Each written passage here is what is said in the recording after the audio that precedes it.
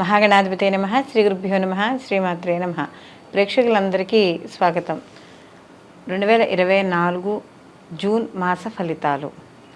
ద్వాదశ రాశుల వారికి నవగ్రహ సంచారాన్ని అనుసరించి శుభాశుభ ఫలితాలు ఏ విధంగా ఉంటాయి అనే విషయాన్ని మనం తెలుసుకుందాం. అలా తెలుసుకునే ముందుగా అసలు ఈ జూన్ మాసంలో గ్రహస్థితి ఎలా ఉంది, గ్రహాల యొక్క సంచారాన్ని బట్టి మిగతా ఈ ద్వాదశ రాశుల వారికి ఏ విధంగా ఉంటుందని తెలుసుకుంటే, రవి జూన్ 15వ తారీఖున మిథునంలోకి ఉదయం 7:30 ప్రవేశించడం అనేది జరుగుతుంది. అలాగే కుజుడు జూన్ 1న మేషరాశిలోకి అంటే తన స్వక్షేత్రంలోకి ఆయన ప్రవేశిస్తాడు. అది కూడా పగలు 3:37. బుధుడు జూన్ 14వ తారీఖున మనకి వృషభం నుండి మిథునంలోకి ఆయన ప్రవేశించడం అనేది జరుగుతుంది. అలాగే గురువు మనకి మాసం అంతా కూడా వృషభ రాశిలో సంచారం చేయడం. శుక్రుడు జూన్ 12వ తారీఖున సాయంకాలం 6:30 ఈయన కూడా మిథునంలోకి ప్రవేశించడం అనేది జరుగుతుంది. రాహుకేతువులు ఇద్దరు కూడా మనకి రాహు వచ్చి మీనరాశిలోను, కేతు వచ్చి కన్యారాశిలోను సంచారము. శని భగవానుడు తన స్వక్షేత్రం మూల త్రికోణ స్థానమైన కుంభరాశిలో ఈ మాసం అంతా సంచారం చేయడం అనేది జరుగుతుంది. అలాగే చంద్రుడు ఈ మాసం మొదలుకొని అంటే ఈ మాసం ఉత్తరాభాద్ర నక్షత్రం నుండి మొదలుకొని మరియు ఈ మాసం అంతా కూడా ప్రయాణం చేసి తిరిగి మళ్ళీ ఆయన రేవతి నక్షత్రం వరకు ఈ మాసం అంతా కూడా ప్రయాణం చేయడం అనేది జరుగుతుంది. కాబట్టి ఈ యొక్క గ్రహాల యొక్క స్థితిగతులను అనుసరించి ఇప్పుడు వీళ్ళందరికీ ఎలా ఉండబోతుందో తెలుసుకుందాం. తులారాశిలోకి చిత్త 3-4 పాదాలు, స్వాతి 1-2-3-4 పాదాలు, విశాఖ 1-2-3 పాదాలు మనకి తులారాశిలోకి వస్తాయి. తులారాశికి రాశ్యాధిపతి వచ్చి శుక్రుడు. అయితే వీళ్ళకి ఈ మాసంలో వీళ్ళకి చాలా అనుకూలంగానే ఉంటుంది అని చెప్పుకోవచ్చు. ఎందుకంటే వీళ్ళకి ఈ నెల ప్రారంభంలో అంటే మాస ప్రారంభంలోనే వీళ్ళకి గ్రహాల యొక్క అనుకూలత అంటే ఈ యొక్క సప్తమ స్థానంలో అంటే షష్టమ స్థానంలో వీళ్ళకి గ్రహాలు అక్కడి నుంచి ఇక్కడ మనకి సప్తమ స్థానంలోకి మార్పు చెందడము, అలాగే వీళ్ళకి గ్రహాలు కాస్త అనుకూలంగా ఉండడం అంటే మనకి మాస ప్రారంభంలోనే కొత్త గ్రహాలు అనుకూలంగా ఉండడం వల్ల కొంతవరకు వీళ్ళకి అంటే సామాన్యం నుంచి ఇంకొంచెం మంచి ఫలితాలు రావడం అనేది ఇక్కడ మనకి కనబడుతోంది. అలాగే ఏవైతే కొంత అంటే చిన్న చిన్న విషయాల మధ్య వాటి మధ్య ఏమైనా గొడవలు వస్తే మాత్రం అలాంటి విషయాల్లో కొంత సహనాన్ని మీ ఏదైతే సహనం ఉందో దాన్ని కాస్త అంటే తెలివిగా ప్రవర్తించడం అంటే ఆవేశపడకుండా వాళ్ళకి చెప్పే సమాధానాలు తెలివిగా చెప్పడం ద్వారా కొంత వివాదాలకి దూరంగా ఉండే అవకాశం అనేది ఎక్కువగా కనబడుతుంది. అలాగే ఈ రాశిలో ఎవరైతే విద్యార్థులు ఉన్నారో వాళ్ళు కాస్త శ్రద్ధ బట్టి చదవడం ద్వారా మంచి ఉత్తీర్ణత సాధిస్తారు. వీళ్ళు స్కాలర్షిప్ల కోసం లోన్ల కోసం ఎవరైతే చూస్తున్నారో అవి కొద్దిగా ఆలస్యమయ్యే అవకాశం అనేది ఉంది. కానీ మొత్తానికి మనకి ఈ మాసాంతానికి మాత్రం ఈ యొక్క ఏవైతే మీరు అనుకున్న పనులు ఉన్నాయో విద్యార్థులుగా పూర్తి అవ్వడం అనేది జరుగుతుంది. అలాగే ప్రతి విషయంలోనూ కూడా చాలా కష్టపడడం, దాన్ని ఒక లక్ష్యంగా పెట్టుకుని చేయడం ద్వారా మంచి ఫలితాలు లేదా శుభ వార్తలు వినడం అనేది ఇక్కడ మనకి కనబడుతుంది. అలాగే ఉద్యోగస్తులు, వ్యాపారస్తులు ఎవరైతే ఉన్నారో వాళ్ళు చేసే వృత్తి ఉద్యోగాల పరంగా ఎక్కువ ప్రాధాన్యత ఇవ్వడం అనేది జరుగుతుంది. అంటే ఇంపార్టెన్స్ ఎక్కువ ఇస్తారు. తద్వారా కాస్త ఉద్యోగపరంగా ఏమైనా చిన్న చిన్న ఇబ్బందులు వచ్చినా కూడా వాటిని కవర్ చేసుకుంటూ ముందుకు వెళ్ళడం, పై అధికారుల యొక్క ఒత్తిడి ఉన్నా కూడా దాన్ని పెద్దగా పట్టించుకోకుండా ముందుకు వెళుతూ ఉండడం. ఎందుకంటే భవిష్యత్తులో వాళ్ళకి బాగుండాలి అంటే కాస్త ఈ నెల కొద్దిగా ఇబ్బంది పడినా కూడా పర్వాలేదు అనే ఉద్దేశంతో ఉండడం అనేది జరుగుతుంది. అలాగే ఎవరైనా నూతన ఉద్యోగాలు వాటి కోసం ఎవరైతే చేస్తున్నారో వాళ్ళందరికీ కూడా ఉద్యోగ అవకాశాలు లభించడం లేదా ఉద్యోగాల్లో కొంత రిలాక్సేషన్ ఉండడం అనేది కనబడుతుంది. ఆర్థికపరమైన విషయాల్లో కూడా చాలా అనుకూలంగా ఉండడం అనేది ఇక్కడ వీళ్ళకి కనబడుతోంది.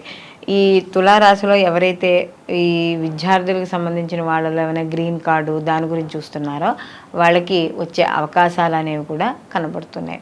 అలాగే ఈ తులారాశిలో ఎవరైతే వ్యవసాయదారులు ఉన్నారో వ్యవసాయదారులకు సామాన్యమైన ఫలితాలు గోచరించడం అనేది జరుగుతోంది. అలాగే కుటుంబ పరంగా కానీ లేకపోతే బంధువుల పరంగా కానీ కొన్ని ఖర్చులు అయ్యే అవకాశం ఉండడం.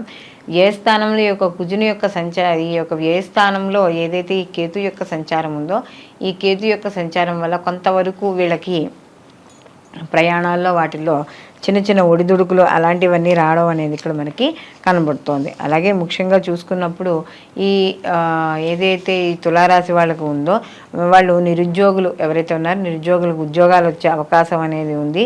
విద్యార్థులు మాత్రం ఎంత చదివినా కూడా అంటే వాళ్ళు ఉద్యోగం చేస్తూ చదివే విద్యార్థులు కూడా ఉంటారు.